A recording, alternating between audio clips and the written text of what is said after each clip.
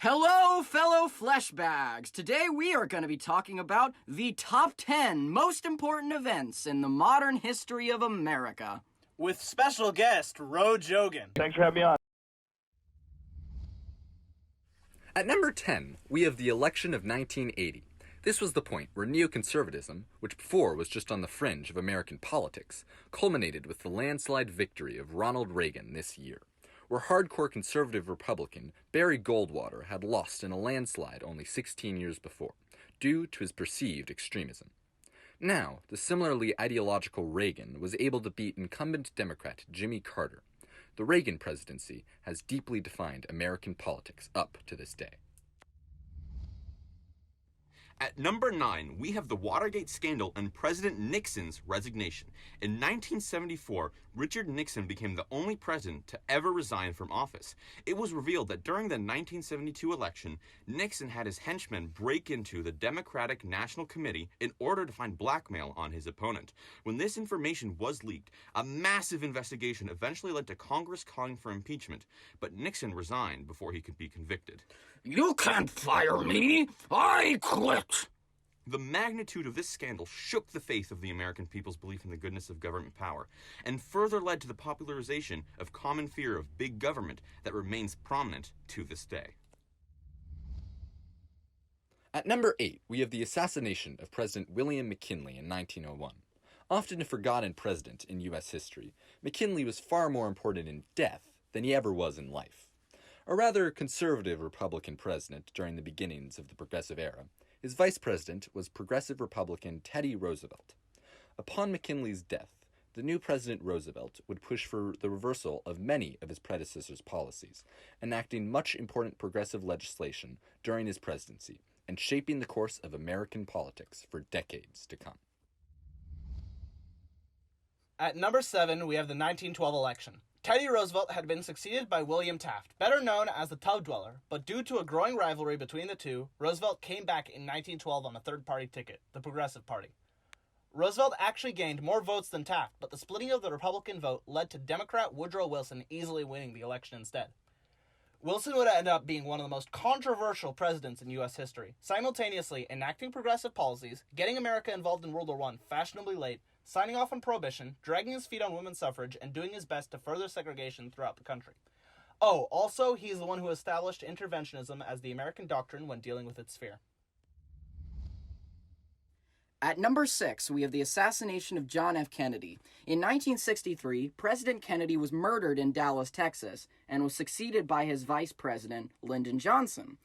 The political ramifications of this were actually not that pronounced because Johnson ended up pursuing much the same policies as Kennedy. But the assassination had a marked effect upon the American people more generally.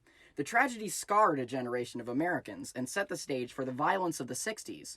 And for that matter, people still haven't gotten over it. Conspiracy theories about the murder are still very popular, even half a century later. At number 5, we have the 1968 election. This was a turning point election in the truest sense of the word. The Lyndon Johnson presidency had become deeply unpopular due to the Vietnam War, as well as the protests and the assassinations that resulted from this counterculture movement. The Democrat nominee, Hubert Horatio Humphrey, was very unpopular among the party's base due to his support for the Vietnam War. As a result, Republican Richard Nixon, the greatest, sexiest man ever to grace the American people, won the race very narrowly by campaigning on restoring law and order. Nixon destroyed the New Deal coalition that had dominated American politics since FDR and turned the country on a path towards the political right that eventually culminated in Reagan.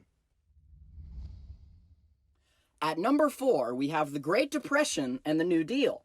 The 1920s had been defined as a rather conservative decade due to great economic prosperity and free market policies by Republican presidents, but it all came crashing down as a result of bank failures beginning in 1929, which became called the Great Depression. Democrat Franklin D. Roosevelt, the D stands for Daddy, campaigning on economic interventionism in a number of forms collectively known as the New Deal, won a landslide election in 1932.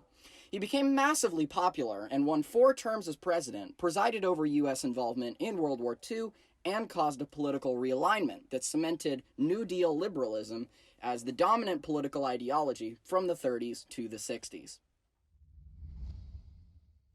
At number 3, we have the attack on Pearl Harbor. On December 7th, 1941, Jamie, pull up that video.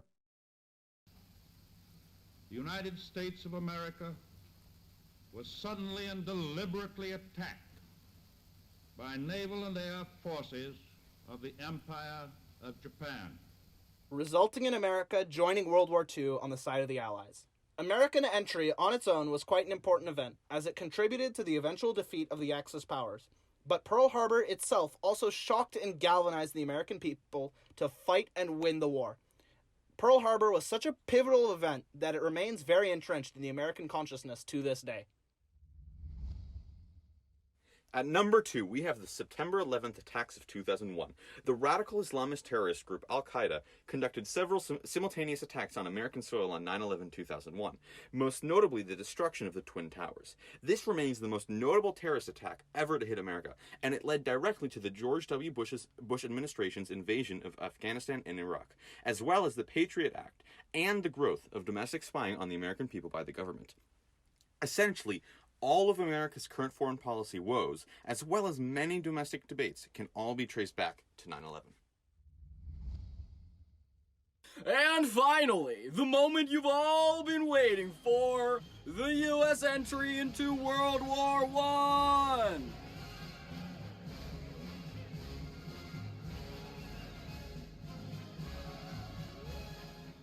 The reason that we decided to put this event at number 1 is because the German army in World War I came very close to defeating the Entente forces in France during the Second Battle of the Marne. The Germans had been breaking through the Western Front after years of stalemate, but American reinforcements during the battle crippled the German army and drove them on the retreat, leading to Germany's surrender not long after. I think that it is very possible that had Germany not joined the Entente side, that Germany may have won the battle and potentially put them on track to ultimate victory. Had World War I ended entirely differently, the whole rest of the 20th century would be completely unrecognizable.